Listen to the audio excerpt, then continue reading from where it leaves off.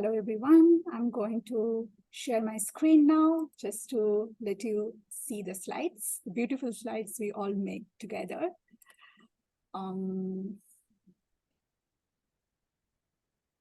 you can see my screen and it's visible. Okay, nice. Hello, everyone. Welcome again to the AAAL Graduate Student Committee first webinar.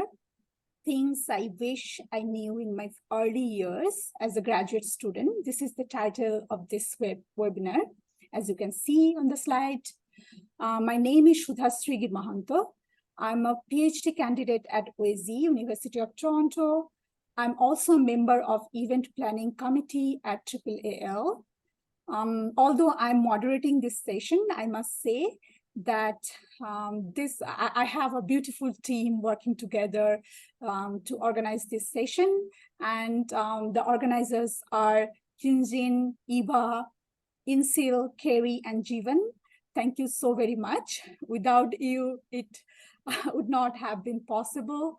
Thank you, thank you. Please note that this webinar will be recorded and distributed to GSC members on our YouTube channel.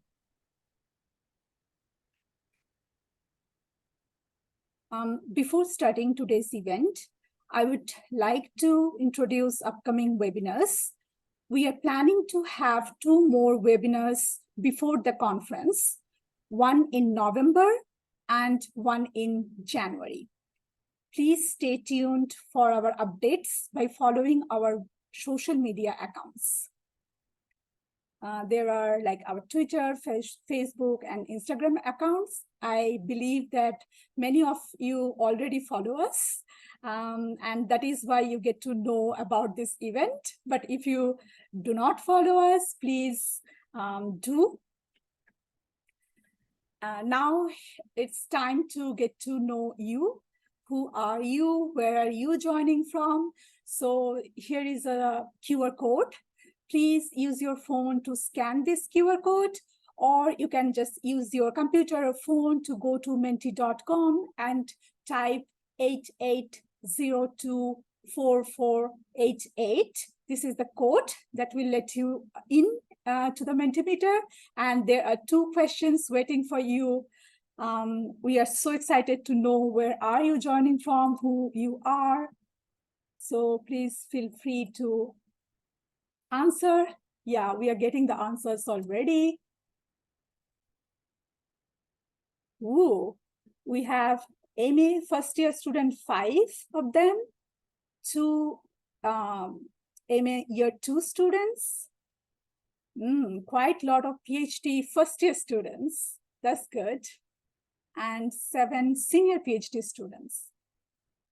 It's surprising to me that there is none PhD second year student. Oh, 1. Great. Now we'll move to the second question.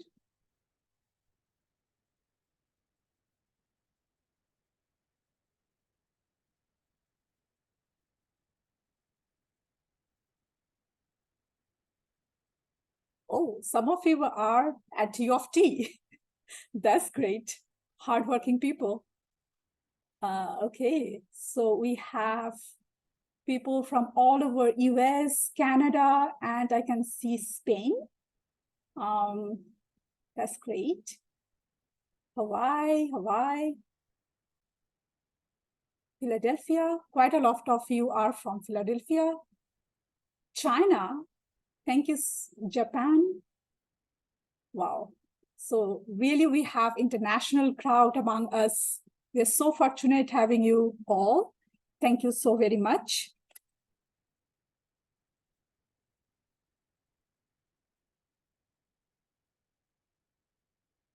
So now it's time to introduce our speaker. We'll be introducing them, in a bit when they will be speaking.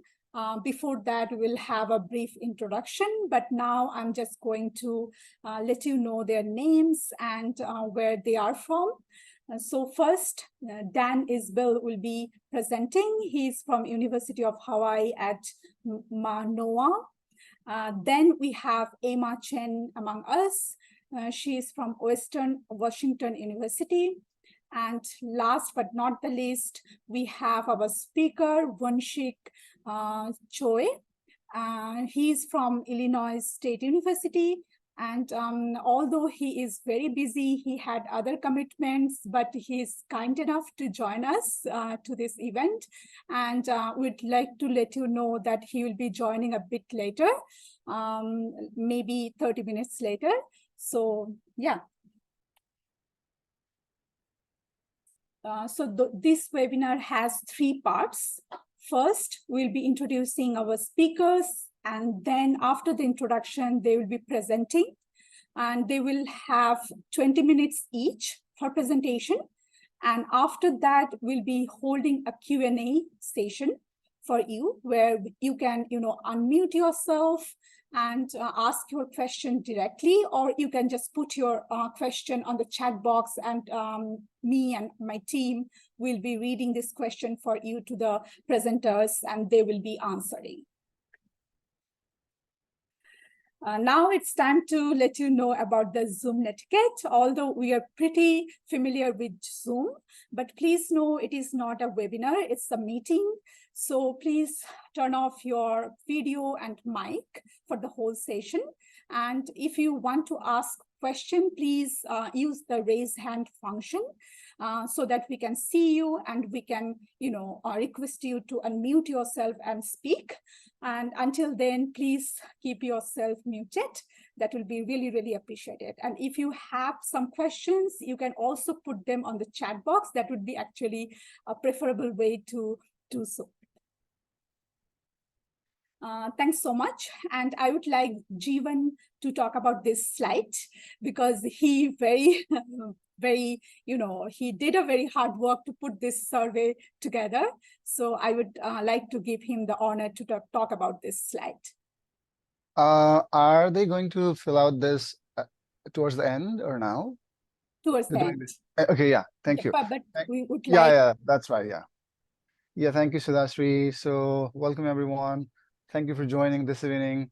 So yeah, towards the end, it's a very brief and short survey. So this is basically like, this will let us know how can we design the program that help you growth and learning in future. So this is basically about your experience in the webinar today. So that. So this is part of the webinar program. So we will remind you this towards the end as well. So yeah, so we are really looking forward to your feedback and suggestion moving forward. Thank you. Thank you so much, Jeevan. Now I'm going to stop sharing, and I'm going to open the floor for our speakers. And our first speaker will be Dan, I believe. Yeah, that sounds right. Okay. Okay, so should I go ahead and get started, Sudhasree? Yeah, before that, we'd like to introduce you, and Kerry is going to do that. Thank you so much, Kerry. Okay, yeah, so let me just give a brief introduction here, and it's my great pleasure to introduce Dr. Dan Isbell, a friend of mine who I've known for a little over 10 years now, I think. Dan is currently an assistant professor in the Department of Second Language Studies at the University of Hawaii at Manoa. Dan earned his PhD in Second Language Studies from Michigan State University in 2019, and he received a Fulbright Student Award to conduct research in South Korea, and completed a dissertation which was related to diagnostic language assessment and second language pronunciation, specifically L2 Korean, I believe, which was later awarded a prestigious Jacqueline Ross TOEFL Dissertation Award. Before beginning his current position at the University of Hawaii, Dan previously taught English as a second or foreign language for several years. His primary research interests are related to language assessment, second language pronunciation, technology and language learning, and research methods. He's recently been a prominent voice in open science and research ethics initiatives in applied linguistics, and he's an all-around great guy. So Dan, welcome to the webinar. Thank you, Carrie. All right, so I'll go ahead and share my screen here if we're ready to get started. Yes. Okay, so yeah, Carrie, thank you for that very flattering introduction. So yeah, this is me. I'm an assistant professor at UH Manawa. And as Carrie mentioned, I did my PhD at Michigan State. So just a couple of things before getting started. So my experience in graduate programs has been entirely in the United States. And of course, that's where I'm working now. So, you know, when I was looking over the list of questions that that you all had about you know, course requirements and academic planning, that's kind of the perspective I'm coming from. It's mostly all that I know. Another thing too that I just want to point out is I've always been classified as a domestic student in graduate school. So I currently advise international students, but again, my perspective personally is coming from you know, the position of being a domestic student. So I never had to personally worry about things like visas and maintaining certain enrollment requirements and things like that. But maybe those will be good questions to bring up later. So I'll go ahead and get started now, moving on. So I'm going to focus most of what I'm talking about today on PhD programs. It was very helpful to see that we do have several MA students in the audience. So consider this sort of a preview. If you're thinking about further studies, you're kind of getting a head start on how do you go about planning coursework and other academic requirements in a PhD program. The other thing I'll say here is that MA programs typically, you know, just due to being shorter, have a little bit less flexibility. There's not quite as many moving parts that you need to put together. But maybe you'll find some of the general advice I present here today sort of focused on PhD programs, also relevant to things like, you know, choosing electives in your master's program. All right, so all of that said, this is the general PhD progression at least in most US institutions. I believe it's fairly similar in most Canadian institutions, although these numbers on the timeline could differ a little bit as well. I'm not quite sure. I can't really speak much more broadly than that. I know there are very different approaches to PhD programs in Europe, for example. But anyway, you kind of have two parts of a PhD. So you have you know, pre-candidacy, which is when you're in coursework, and then you go ABD or candidacy. So you've done everything but finished that dissertation. So again, the timelines vary, but kind of typically you're in coursework for the first usually 2 years at least in your PhD program. And then sometimes sometime during year 2, year 3, maybe even a little bit later, depending on your situation, you start moving towards candidacy. So that's when you are preparing for defending a dissertation proposal and completing any remaining comprehensive exam requirements. And then you sort of cross that threshold. If you pass everything, then you become a candidate, or ABD, so all but dissertation. So in the first couple of years, you're going to be busy taking courses. The number of courses are going to vary. Usually you'll be enrolled for 2 to 3 courses at least per semester. You may also have a few other relatively minor requirements. You may have requirements related to second or third languages, things of that nature. And then as you start to move towards the end of the coursework, you know, you complete most of your requirements, and then you're looking at your comprehensive exams, making sure those are done. Those can take a couple of different forms, which I'll talk about in just a moment here. So again, after you get to candidacy, you've successfully defended a proposal and completed your comprehensive exams. That can happen in year 3, year 4, and it can last for at least 1 year usually, but that would be rather quick to finish a whole dissertation. More realistically, 2 years, sometimes longer, depending on the nature of your work. So that's kind of the general timeline that you're planning for. So how do you know what's a good timeline? Well, there are a few go-to sources of information because no two graduate programs are exactly the same. So first, I want to say, I'll be talking in generalities here for your specific programs or programs that you might be interested in applying to. They should all make their graduate handbooks very easy to access. And those kind of lay out the rules, the typical academic requirements and timelines. The people within a program you'll want to check in with, first would probably be your advisor and also your graduate chair. Maybe you just have a program chair, but there's usually somebody, a senior faculty member, who oversees graduate education in a department for your specific program. And so these people should be very knowledgeable. They've advised many students. They've overseen the progress of dozens of students in the case of somebody like a graduate chair. And they should be able to help orient you to the timeline and the various academic requirements. So again, programs should be laying out the typical timelines and milestones. When should you expect to finish your coursework? When should you finish your comprehensive exams? So on and so forth. And not everybody will follow those exactly, but I think it's generally a good idea to try to aim for those. When it comes to picking courses for that early phase of the PhD, it can be really helpful to know how regularly certain courses are scheduled. This will help you plan in advance. Some courses might be offered every semester, in which case you have a little more flexibility potentially of when you need to take a required course. Other courses might only be offered once a year or once every 2 years. And so if you can get a sense of how frequently certain courses are offered, whether those are required courses or electives that you're particularly interested in, that can be really helpful in planning out your schedule. And you can make all kinds of plans, but it's not always the case that you get to stick to those plans. So sometimes changes happen, things transpire in your life, various situations. So sometimes you might need to change your timeline.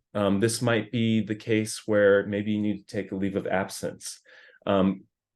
Otherwise, it could be for various reasons you might want to shift to part-time enrollment. This will naturally slow down a timeline, but it's something you can adjust for and sort of replot your course. And what I'd say here is communicating with your advisor is really key here, early and often, right? So if something comes up suddenly, try to get in touch with your advisor as soon as you can. Otherwise, if it's something you kind of see on the horizon and you know in advance about it, start these conversations with your advisor early. And they'll be able to also coordinate with people like a graduate chair or a program chair to help make sure any administrative procedures move along smoothly. All right, so a little bit more specific advice, I guess, some things to know, things maybe I wish I knew right, before I even started a PhD. First off, check the graduate handbook. I'll probably come back to this several more times, but it is probably the best source of information on your grad program. And also your program webpage. They'll hopefully have information on courses that are offered, scheduling, typical academic requirements. Another really important thing to keep in mind is your enrollment requirements. And this is where things can really differ from university to university, also depending on perhaps whether, the nature of your funding. So at least at my university, if you have a graduate assistantship, you only need to take 6 credits or roughly 2 courses to maintain full-time student classification. But if you're not a GA, that bumps up to 9. So if your funding is coming from something external like Fulbright, you may have to take more courses than some of your peers. So make sure you're clear-eyed and very well aware of your enrollment requirements. Required courses, this is something nearly every PhD program has. If it's not a specific list of required courses, there might be courses from several specific areas, and you get to pick and choose a little bit, but nonetheless, you have to fulfill a certain number of credits within a fairly narrow range of parameters there. So again, with those required courses, you usually don't want to push those off too long. So knowing how frequently they're offered is important. if a course that's required is only offered once a year or once every other year, you probably want to jump on that as soon as you're able to. One sort of wild card to be aware of is, and this is something that's a little bit harder to predict, is things like faculty sabbaticals. So if there's a faculty member who is basically the only one who teaches a required course, and you hear that they're going on sabbatical soon, talk to your advisor about what you should do in terms of scheduling, right? Because that might delay when you're able to take one of your required courses. So aside from the required stuff, which feels a little bit maybe stressful at time, making sure you get all those boxes checked in the right order at the right time, coursework is also an exciting time, I think, of your PhD program. And I'd encourage you to keep in mind that you can actually take more courses than you're required to. This doesn't always have to be in your first 2 years. I'm not saying to load up, but actually, even when you get a little bit further into the degree, even when you're ABD and you're typically not required to take courses anymore, there's still really good opportunities to take additional courses. So this might be a good chance to think about courses outside of your department, especially if you're interested in kind of interdisciplinary areas. So look at sociology departments, look at anthropology departments, look at education departments, if you're not already in an education department, a linguistics department, and so on. And when you get a little bit further into the degree, if you didn't hit some of those, boy, that'd be nice to take kind of electives in your first couple of years. Later on, when you're a more advanced graduate student, you might be able to take courses as an auditor or for credit, no credit. And those are a little bit more low stakes, but you still get to take advantage of really cool learning opportunities.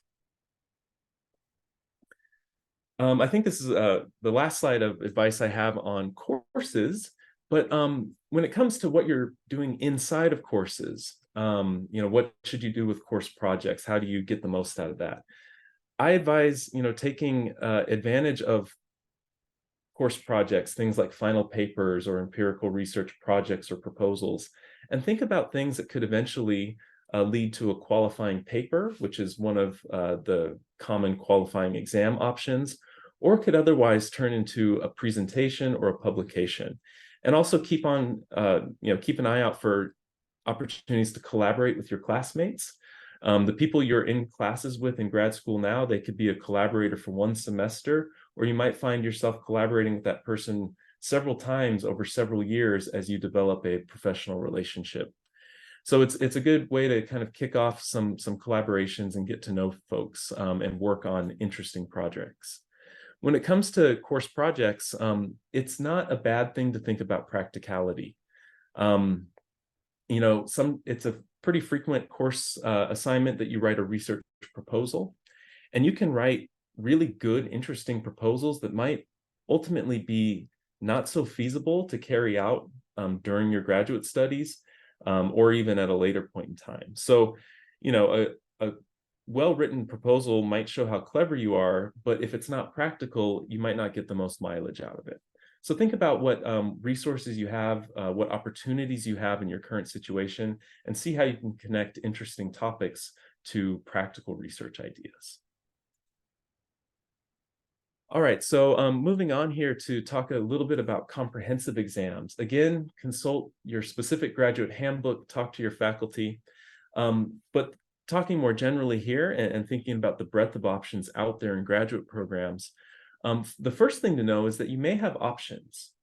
So when you hear the phrase, comprehensive exam, maybe what immediately jumps to mind is some sort of sit-down pencil and paper test. Those are out there. Those are options in some programs. Other programs have moved away from a pencil and paper test or provide additional options in the form of qualifying papers. These might have slightly different names: qualifying research papers, scholarly papers. But in general, what they are is typically empirical research papers. One or two of them is what I've typically seen that fulfill all or part of your comprehensive exam requirements. So, and this is me kind of on a soapbox, this is more my opinion.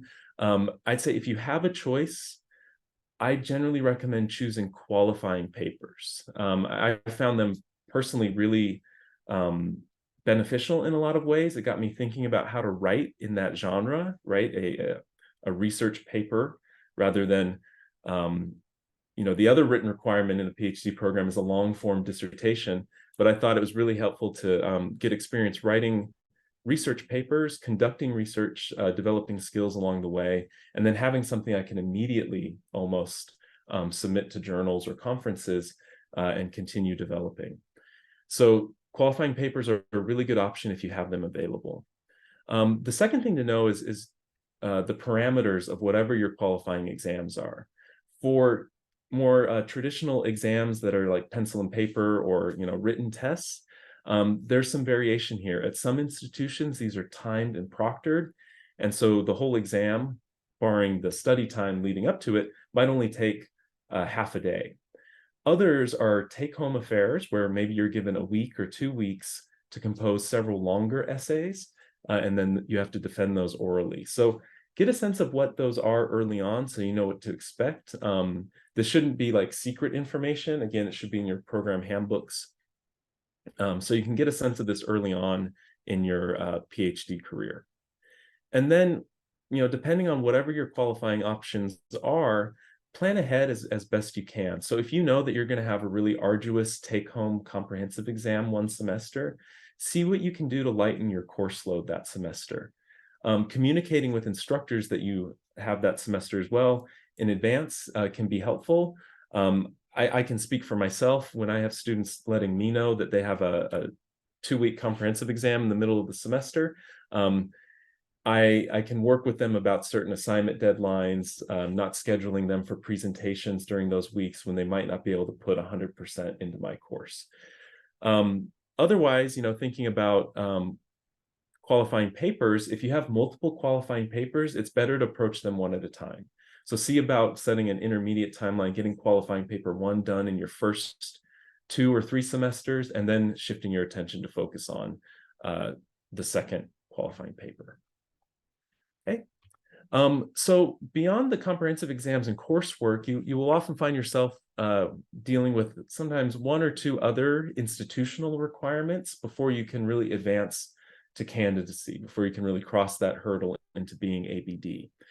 So again, your graduate handbook should spell these out. You might also want to check into your university's graduate school or graduate college. My university calls it graduate division, but the sort of body on campus that oversees graduate academics.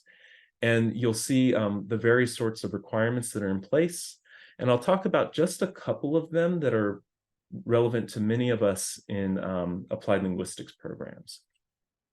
So first is residency. This is something that's important for domestic and international students alike. So residency requirements, if you're in a degree that is a sort of brick and mortar in-person degree, there's usually some requirement of number of semesters you need to be physically on campus. And often this takes care of itself because if you're teaching a course on campus, you're going to be there to teach as part of your GA-ship, so you don't have to worry about it. But some of us might find ourselves in slightly different situations where we might be spending a lot of time off campus, away, right, doing research, continuing to work in another location, and so on. So make sure you're aware of those residency requirements. Language is another one. Usually, if you're an international student, you're usually ahead of the game because you've demonstrated, in many cases, advanced proficiency in the medium of instruction, English, through things like your test scores, and then you're a native language speaker of another language. Sometimes there are third language requirements that you might need to check in with. And so in some cases, you may even need to take courses. Otherwise, you might have requirements about giving a public lecture and so on before you're able to move to candidacy or graduate. So those are some of the things to be aware of. Again, checking your handbooks, talking to your advisors early and often can help alert you to some things that otherwise might slip your mind. And so I'll go ahead and close there. And yeah, I'll look forward to your questions in the Q&A session. Thank you. Thank you so much, Dr. Daniel Isbell. Now we will open the floor for Emma Chen, and I would like to introduce her. So Emma Chen is originally from China. She is an immigrant mother of 2 young multilingual children who speak Mandarin, Chinese, English, and French.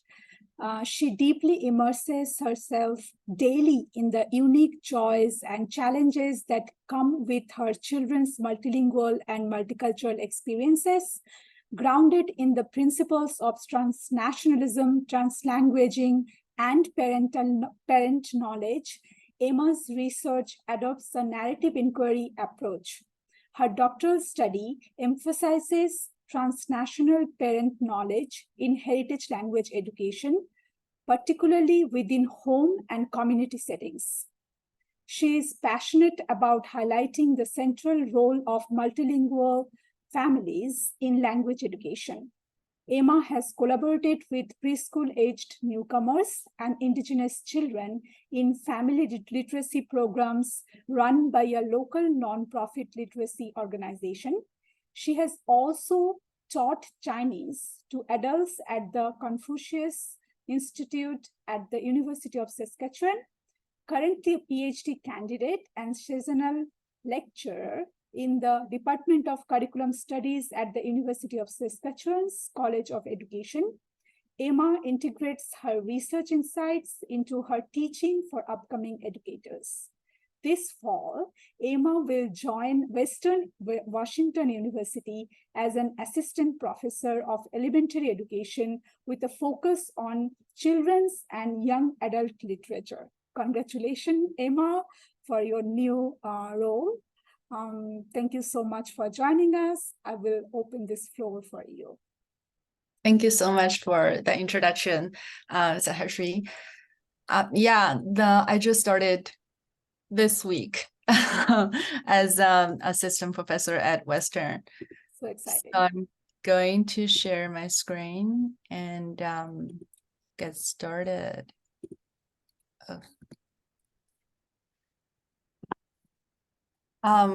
Good afternoon or morning or evening. I see people from all over the place joining us, which is really awesome.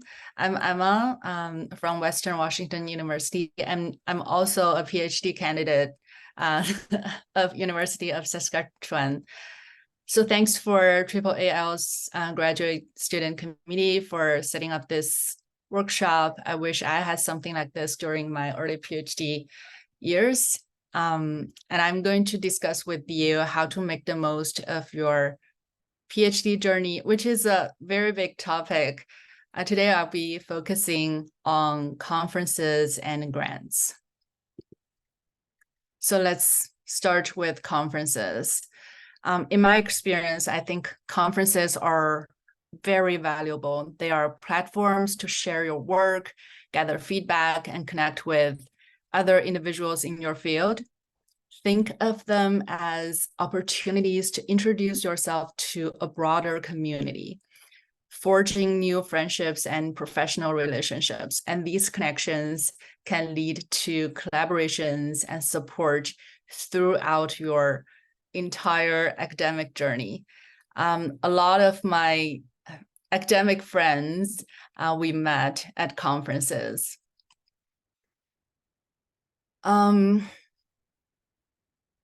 So that is why we should attend conferences, even though as graduate students, no matter you are a master's student or a PhD student, at the very start, conferences seem like a bit far to reach, but still try to find opportunity to attend or present at these conferences.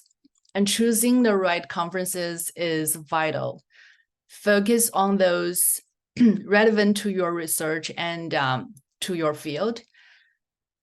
Advice from supervisor is always a good start because most of the times you and your supervisor share same or similar research topics or interests in the field, and they have been in the field for a long time. They know where are the good places for you to start. And also my personal little trick is to see others in your field where they are going. You can follow them on social media. And most scholars have their personal website, which you can see their CV, and you can scroll down to their conference lists, and you can see what conferences they have attended, presented, and those are usually the good places for you as well, if you and the scholars you are interested or in the same field. And before go to the conference, examine the program very closely. I recommend highlighting sessions and topics you are interested that are important to you, because it's going to be a huge agenda. Nowadays, usually online, and there are tons of sessions. It's a sea of workshops and presentations. You would want to get ahead before going there. Schedule presentations and social events in your calendar. Again, to have a plan before you go, and also these socializing events offer valuable opportunities for networking and gaining insights. If available, participate in the conference's mentorship program to foster one-on-one conversations and lasting connections. My first ever conference was actually AAAL after after COVID. It was my first in-person conference, and I signed up for the mentorship program, and I was paired with Dr. Zhongfeng Tian. We had a great conversation, and we, started to build that connection ever after. That's a great opportunity. So if you see that program, mentorship program, in the group email from associations, from conferences, sign up. Don't miss that opportunity. Also, identify and reach out to scholars you admire. We all have those names in the papers we read along the way during our courses. And at conferences, you actually get to meet them. So a brief, proactive email can pave the way for a face-to-face meeting, and then, start that relationship from there. That being said, prepare a concise introduction about yourself, your research, to, start that interaction. And this is an important topic we all have on our minds, but might feel a little bit awkward to discuss as academics. I know that talking about money is not our strong suit, but in the meantime, academia is a place that you do need to advocate for money. Which is the second part of my presentation, grants.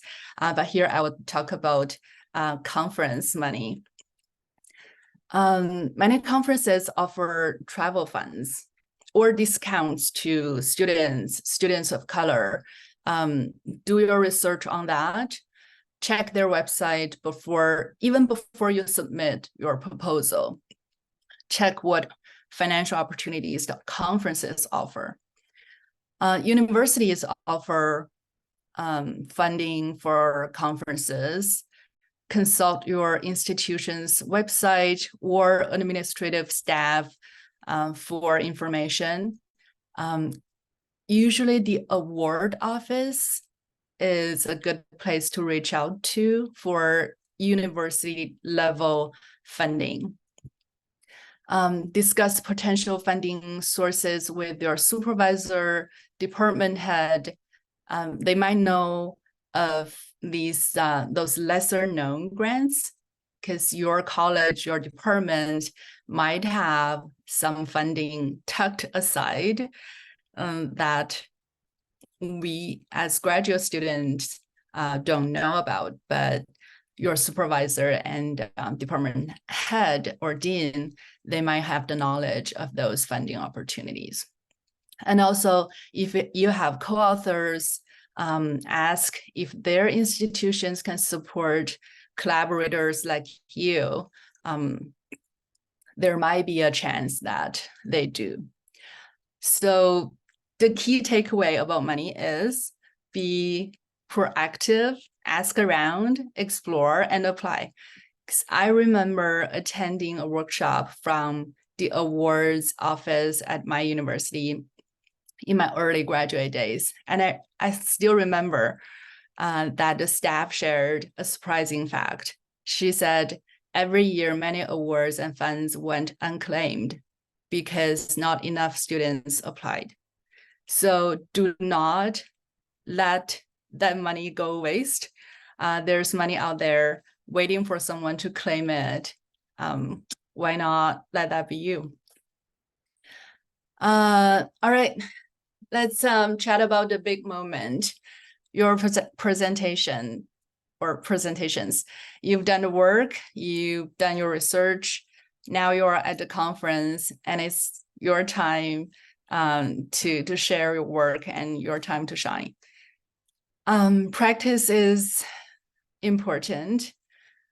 Be fluent with your slides and anticipate questions. Be tech ready. Pack your laptop, your charger, and essential cords.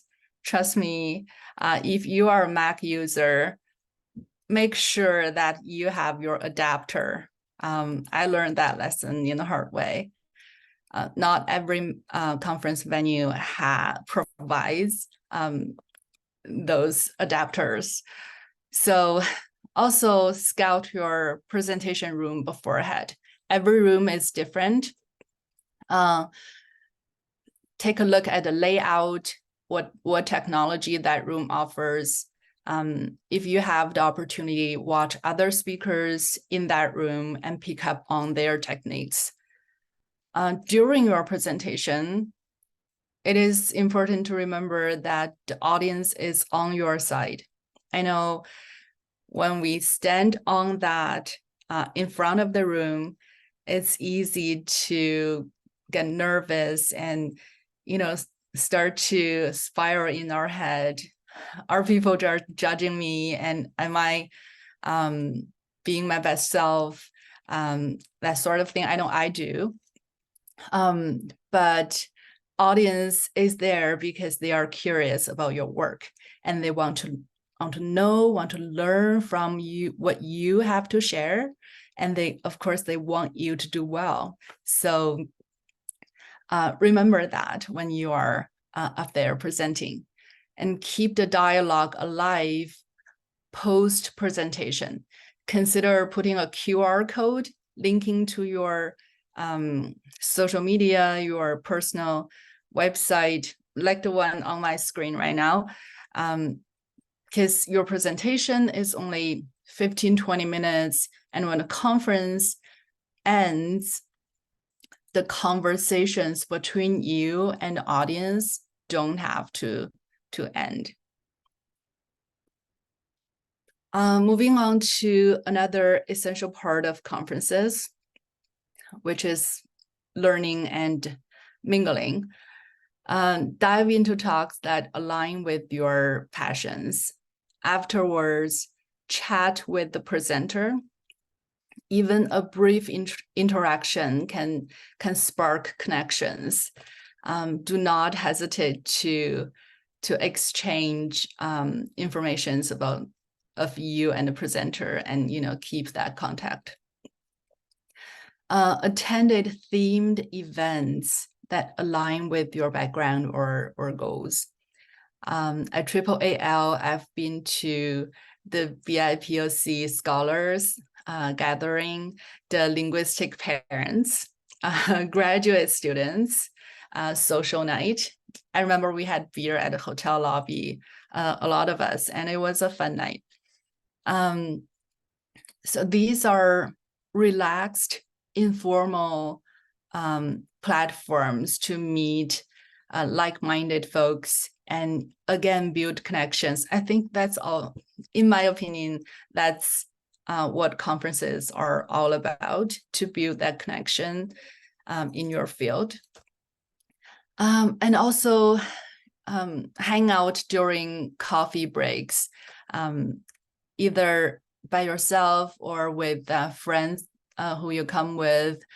Just go around in the room, have some snacks, have some coffee, talk to editors at the publisher booth, introduce your doctoral work. They are always looking for potential authors to, turn the dissertation into a published book. So you never know. Those conversations might be important start for, publications. And remember, I mentioned that the list of scholars that you are interested, that you want to meet at conference, approach them. Now, if you see them passing by, just, grab them and introduce yourself. Set up a coffee meet, discuss your projects, learn from what they're doing.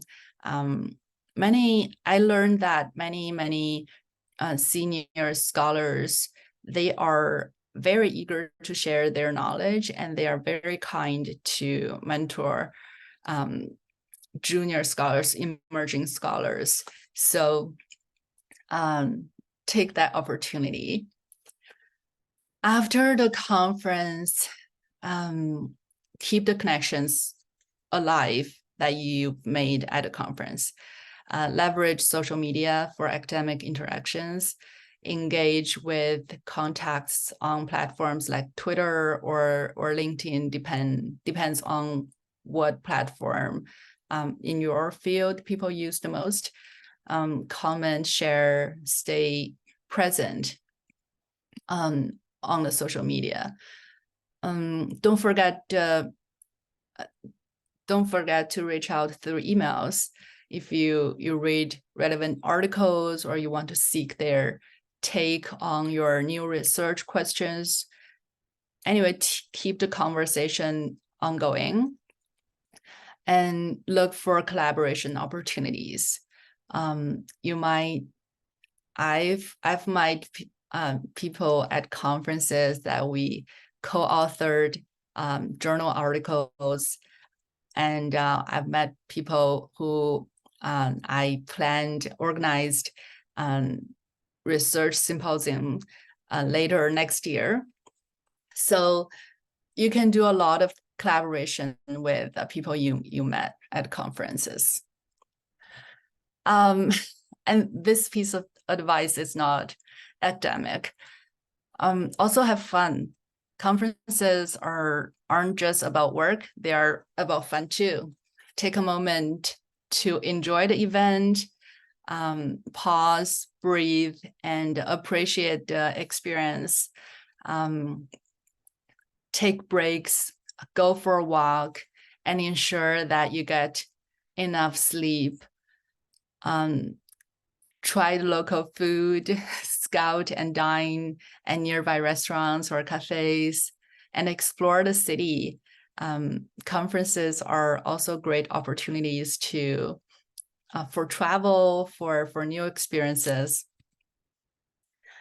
And final suggestion is, you are not just a grad student. Remember that. Your ideas and insights matter.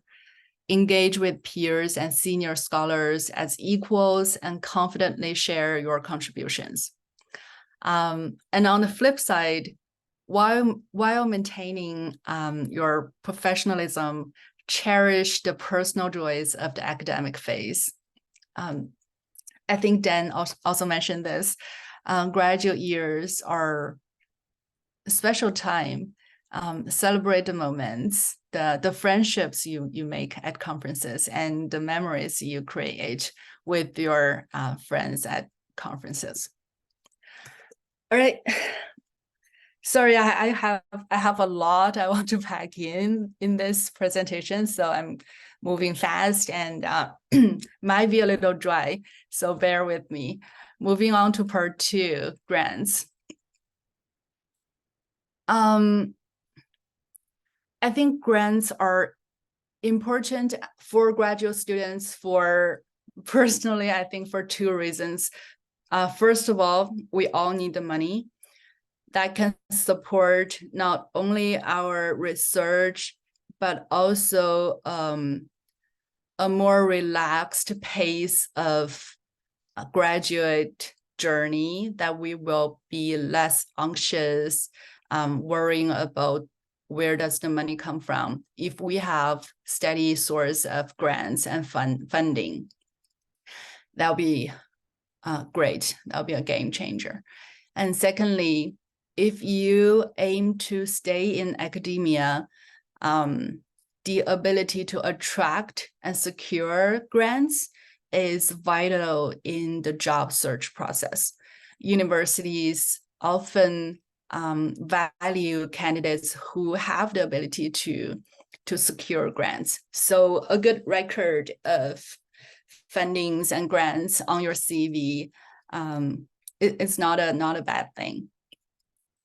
So let's start with sources of grants. Where do we find them? Internally, start with your department, check within your, again, supervisor, department head, graduate chair.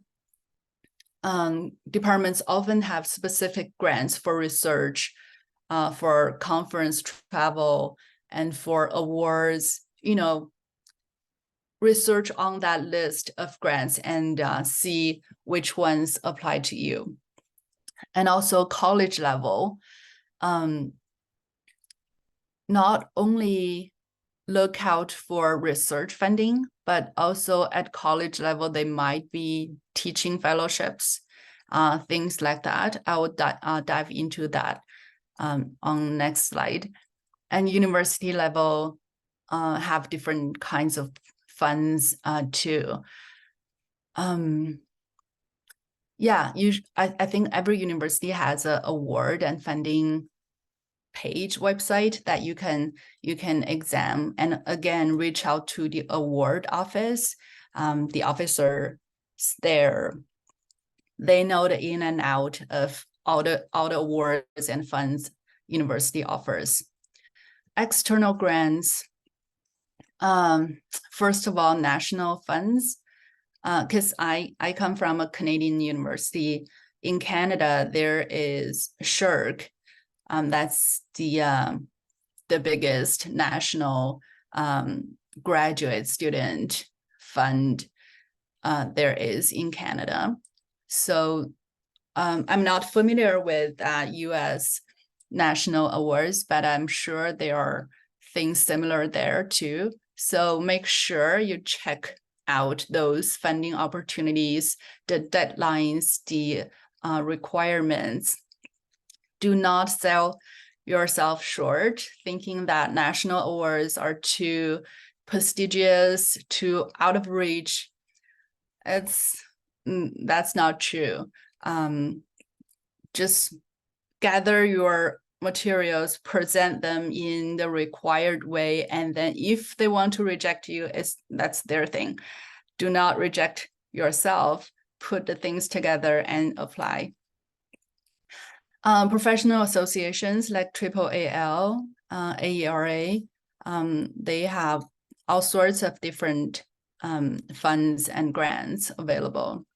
And also this one might not be as known as the university or association awards, the local organizations in your local community. In the field of language and literacy, check your, talk to people in your university and pay attention to local organizations. They often have tons of grants available to apply. And types of grants for graduate students. When we talk about grants, we usually think of research fundings immediately, but there are other types of grants as well. Teaching grants, if you are a TA, you get entry-level teaching role for graduate students, often covering tuition or provide a stipend. Am I out of time? Yes, sorry. Oh, sorry. Yeah, I know I got too much going on. No, Yeah, if I can, I know you are addressing very important topics, but if you can wrap up in 1 minute, it will be nice. Thank you. 1 minute. All right. Okay. So different types of grants available. And in language and literacy, these are the common associations. My slides are available, I think, after the workshop. So you can see that. And this is, I want to emphasize on this, let information come to you. Follow your source, social media, newsletter, follow other scholars in your field so that you don't have to look for information in a sea. They just come to you. And I'll skip the proposal writing part. And thank you so much. And I would like to stay connected. And sorry about the time. Thank you so much, Emma. Now it's time to move to our last but not least presenter, Dr. Woon-Shik Choi. And I would like to request Qingjin Wang to introduce him.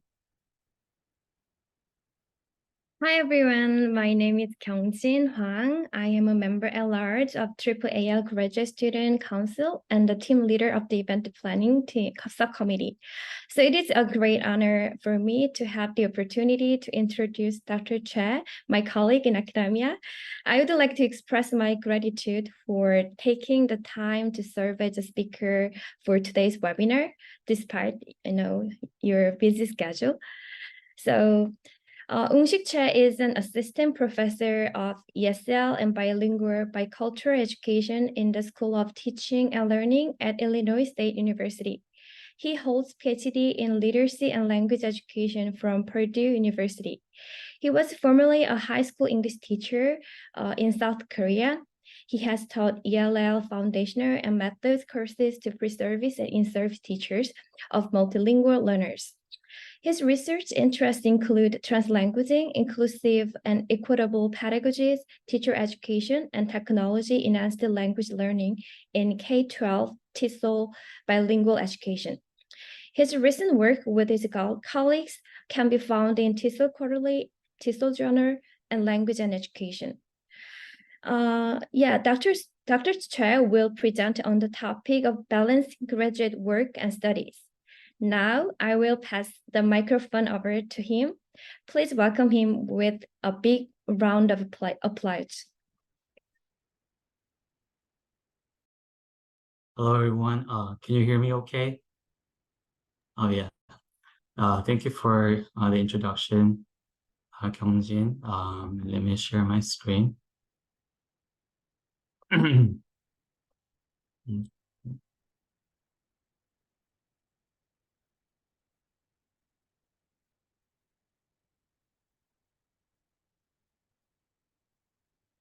Okay, hello again, everyone. My name is Woon-Shik Che, and today I will be presenting about balancing graduate work and study. So the organizers gave me a list of questions to answer, and so I organized here overall 9 questions to answer today. And before we go over, I would like to quickly introduce my experiences a little bit more. So like Kyungjin introduced, my career started as an English teacher in Korea. And I did my master's while working full-time as a high school teacher, and which was really tough. But then I started my PhD starting in 2018 at Purdue, and I had experience as both research assistant and teaching assistant. And this is a screenshot of my CV.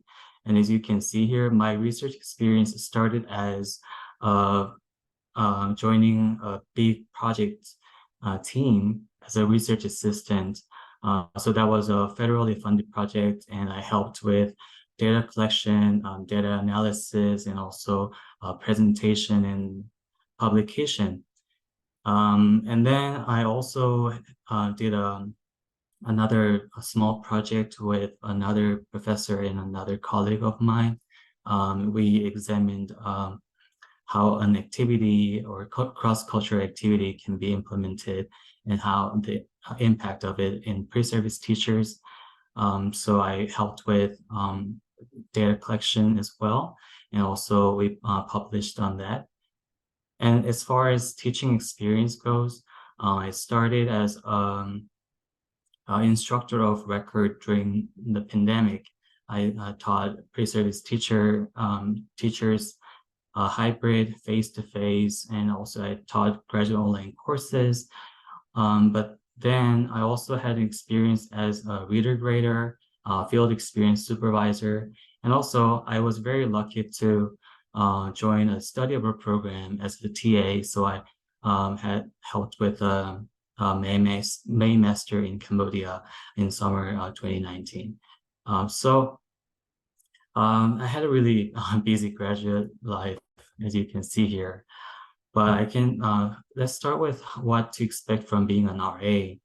So as you can see, as you saw in my CV, all my RA experiences were team projects. So I gained a lot of experience in team working. It was not just me collecting data by myself. It was a co-data collection, co-analysis, co-presentation, and co-publication. So something like this is something you get out of being an RA. At least you will have a PI to work with. So this kind of collaboration experience is what you will get out of from that valuable experience. So I highly recommend joining a team project. And it can be something that doesn't like 100% align with your research interest, but even you will still learn how to work with diverse team co-workers, and also how to move on with the project, different stages of projects, working with diverse people. So that's something that I would like to highlight as a RA. And what to expect from being a TA. You definitely get experience as a grader reader and instructor of record, as I showed you in my CV. But also you can turn these experiences into research too. So one of the research projects that I did was a form of scholarship of teaching and learning, which is a systematic study of your own class. So as a TA, I taught several undergraduate courses, but with a collaborator, with a professor and another graduate assistant, we collected data of my students, and then after that, we analyzed it together. So you can turn your teaching experience into research as well. And also, if you have other TAs, or even by yourself, you can write an autoethnography or collaborative autoethnography to really examine your own experience in your classroom. And some programs may require you to teach only one course, but if you have choice, try to teach more than one course. And that teaching experience with more than one course becomes your assets. So right now, as a first-year assistant professor, I'm teaching 2 different courses, but they are very much like the courses that I taught as a graduate assistant at Purdue. So I'm using a lot of the PowerPoint slides and then a lot of materials that I created as a TA, so that all the materials become your asset. And also when you're doing a TA, maybe sometimes you're given a prescriptive curriculum, or something that you don't really have much room to change stuff. But you will have some fresh ideas. Maybe you want to do this differently, or this didn't go well. So record those ideas, and that also becomes a great asset. That fresh perspective as someone who taught a course for the first time, or you have that perspective of both student and the teacher, and that will be a really great resource for you. So I highly recommend recording your ideas. And I know one of my colleagues writes a reflective journal after each class, and I think that's a really great practice. And then next, how to negotiate with project course supervisor if I'm asked to work extra time without pay. This is something that I believe it goes beyond what you can do as a graduate assistant or RA or TA. Hopefully you are working with a very understanding project or course supervisor, and you're working in a good supportive environment. But regardless, I want to say that it's okay. Please be open about your workload. Or you can say that I couldn't complete the task due to other commitments. I had other homework that I had to prioritize. I just had too much work. You can just say that, and usually sometimes you get too much work assigned to you because you've been keeping up with that. Sometimes I am also guilty of that. Sometimes I felt like I had to do a lot, going beyond maybe 20 hours a week, and I had to like work overnight. I overworked. I felt overworked over the weekend, but I was very hesitant to be open about that. I felt like it wasn't just me being not able to just complete this, but it may be the workload is too much for you. So this is something that I didn't do much or didn't do at all as a graduate assistant, but for you, I highly recommend on being open about your workload. And also, you can also control what you can control.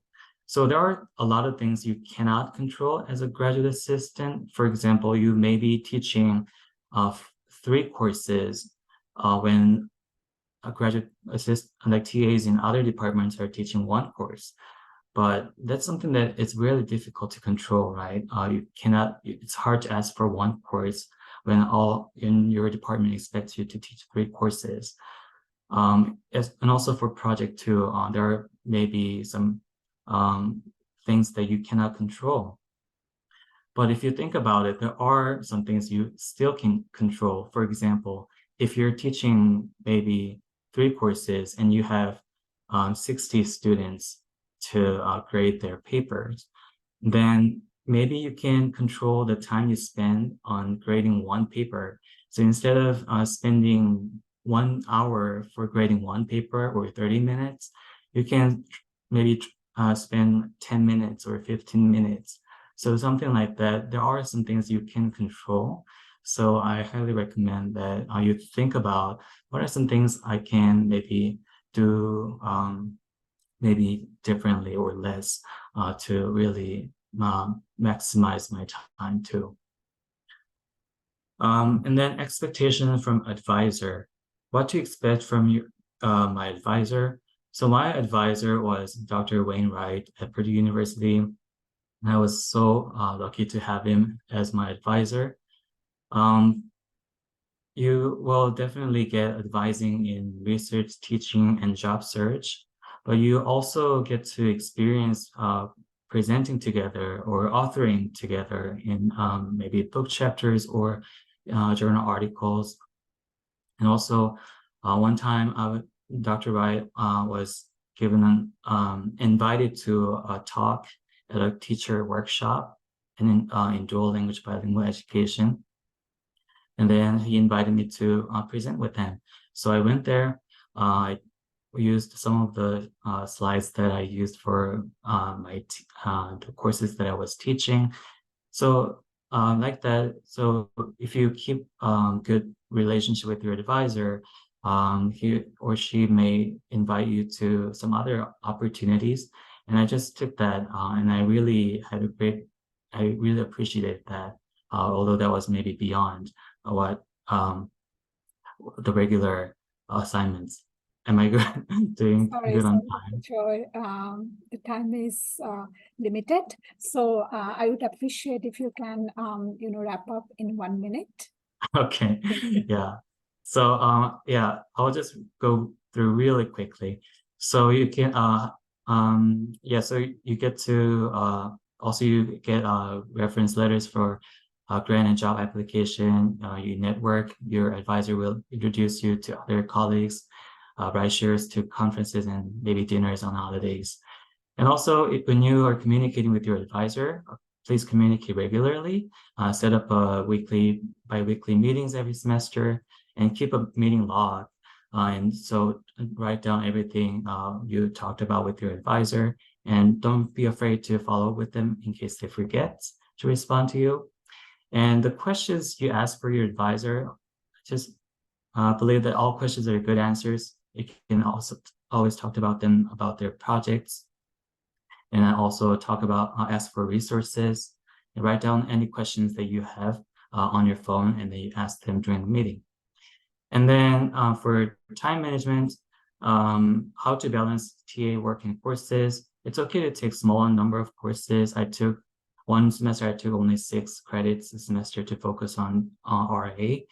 And you can also use research hours and credits with your advisor. And after you meet your minimum requirements of the coursework, just audit courses if there's any course you want to take, but you don't need to take to maybe write a final paper for that. And then for full-time job holders, I highly recommend that you use all of the resources from both your job and school, such as employee benefits like tuition support and paid and unpaid leave, and graduate school services.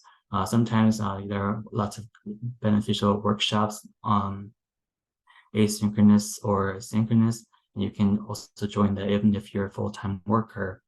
And then try to connect your graduate work with your research, and build both career and academic networks, and keep building on networks around your job as well. And then last thing, can I have a stress-free weekend? Yes, you must. This is something that I kept forgetting, so that's what I put here. So remind yourself that graduate work and study is just a part of your life. It's not all of it. So don't forget to set a day or block time away from your work, and to prevent burnouts. So that was it. Is it time for Q&A? Yes, thank you so very much, Dr. Choi. So now I would like to thank our presenters for sharing their experience with us. Now I will stop recording as well, because we'll enter the Q&A session.